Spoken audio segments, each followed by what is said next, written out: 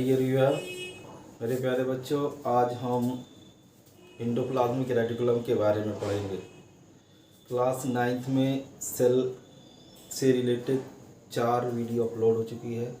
ये cell organelles में हम पहला सेल ऑर्गेनेल्स है जो इंडोप्लाज्मिक रेटिकुलम, इसके बारे में पढ़ेंगे।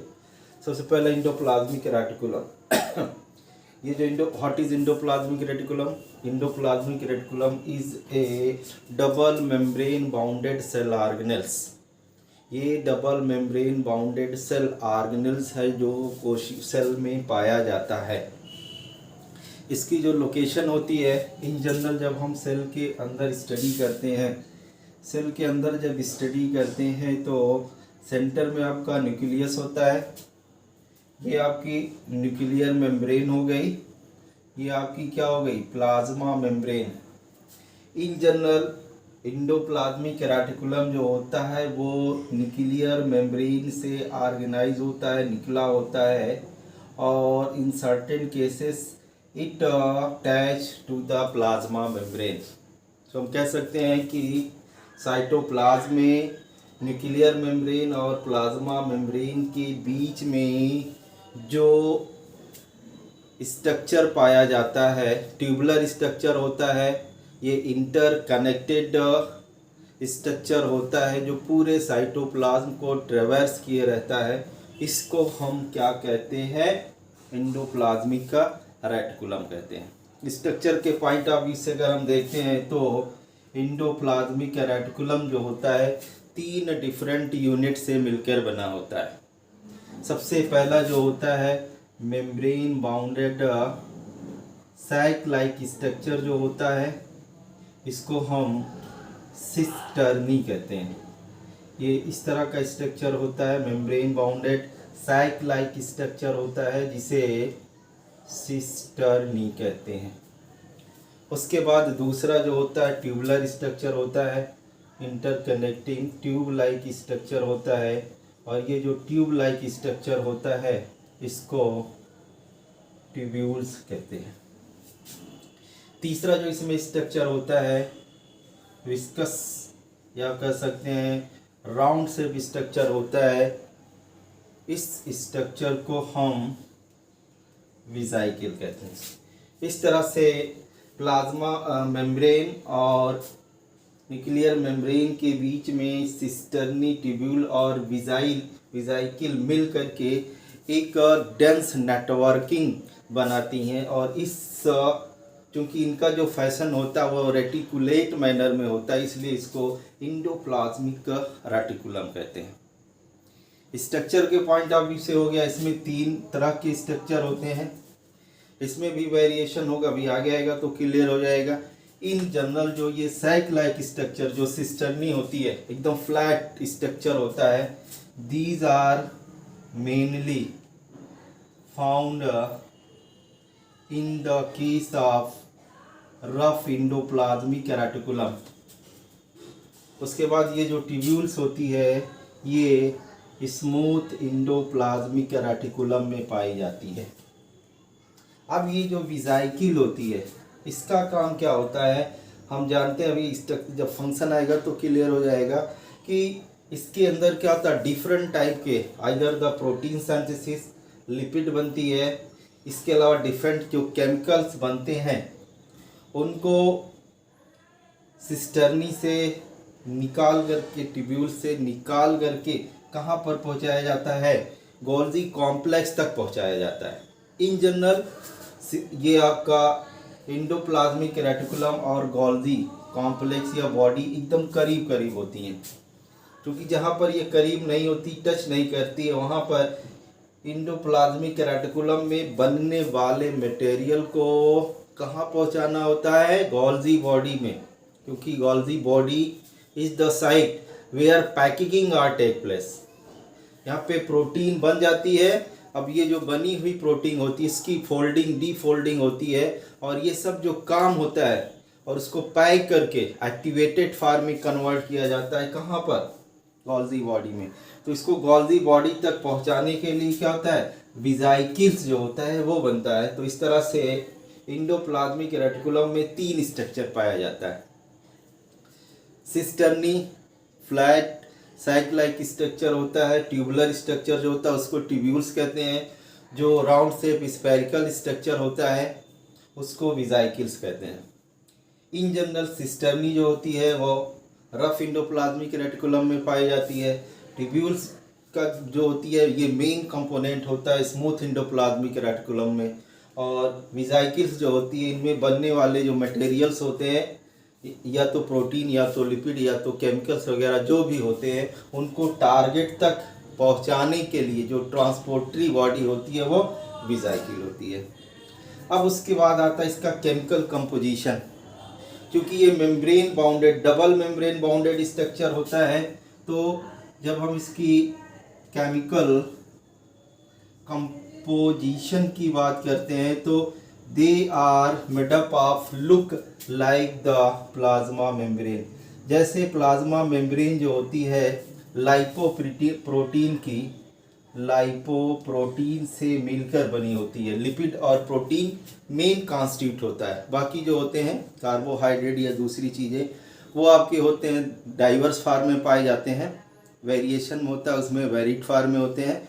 तो इस तरह से इंडोप्लाज्मिक रेटिकुलम भी chemically these are made up of lipid and protein. अब उसके बाद आता है type of endoplasmic reticulum. Type of endoplasmic reticulum on the basis of presence और absence of the ribosome on the membrane of endoplasmic reticulum. Endoplasmic reticulum are of two type. Ribosome के presence और absence के base पर endoplasmic reticulum दो तरह की होती है। पहला जो होता है इसको रफ इंडोप्लाज्मिक रेटिकुलम कहते हैं और दूसरे को स्मूथ इंडोप्लाज्मिक रेटिकुलम कहते हैं। रफ क्या होती है? ऐसी इंडोप्लाज्मिक रेटिकुलम जिसकी वाल पर मेम्ब्रेन पर राइबोसोम जो होते हैं वो अटैच होते हैं, यानी उनका जो सरफेस होता है वो कैसा होता है? रफ होता है। दूसरा जो होता है स्मूथ इंडोप्लाज्मिक रेटिकुलम, ऐसी इंडोप्लाज्मिक रेटिकुलम जिसका सरफेस एरिया स्मूथ होता है, यानी जिस पे राइबोसोम्स जो होते हैं वो एब्सेंट होते हैं। अब राइबोसोम के प्रेजेंस या एब्सेंस के बेस पर इनका जो फंक्शन होता है, वैसे जनरल फंक्शन तो होता ही है। जहाँ पे राइबोसोम होते हैं these are the site of protein synthesis, और जहाँ पे राइबोसोम एब्सेंट होते हैं these are the mainly site of the lipid synthesis. लेकिन यहाँ पर लिपिड की क्या होती है? मेटाबॉलिज्म नहीं होती है।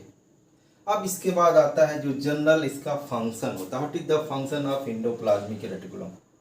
मेन जो होता है, जब हम सेल का स्ट्रक्चर पढ़ते हैं तो जो सेल के लिविंग कंपोनेंट होते हैं या मेम्ब्रेन जो होती है वो किससे मिलकर बनी होती है? अभी आपने देखा लिपिड और प्रोटीन, और इन दोनों कंपोनेंट का जो सिंथेसिस होती है that are take place in endoplasmic reticulum. Lipid की जो सिंथेसिस होगी वो स्मूथ इंडोप्लाज्मिक रेटिकुलम में होती है, प्रोटीन की जो होती है वो आपकी रफ इंडोप्लाज्मिक रेटिकुलम में होती है। अब हमारी बॉडी में ये जो प्रोटीन की सिंथेसिस, प्रोटीन की ज़्यादा ज़रूरत पड़ती है, तो ज़्यादा जो इंडोप्लाज्मिक रेटिकुलम होती हैं मेनली कैसे होती हैं? वो रफ इंडोप्लाज्मिक टाइप होती हैं। स्मूथ इंडोप्लाज्मिक रेटिकुलम मेनली दो जगह पर पाई जाती है। अगर हम हमारी बॉडी में देखें तो पहला जो होता है हमारे लीवर सेल में होती हैं, और दूसरा जो होते हैं जो हमारे गोनैड्स होते हैं, यानी टेस्टिस और ओवरी, यहाँ पर जो होता है लिपिड की सिंथेसिस होती है।